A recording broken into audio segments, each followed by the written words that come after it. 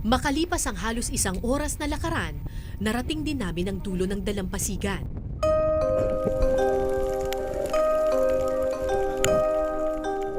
Agad na sumisid ang grupo, bitbit ang pangarap na balang araw makakatakas din sa galamay ng kahirapan ang kanilang mga anak.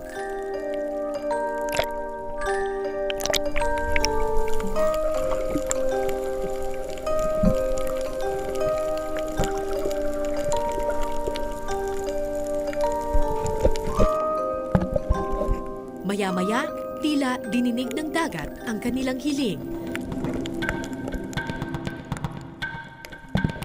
Isang pugita ang nakita ni Tatay Sally.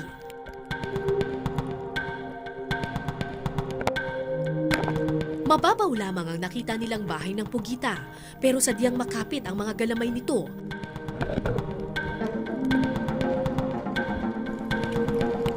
Pinagtulungan ng mag-ama ang paghatak sa pugita hanggang mailabas ito.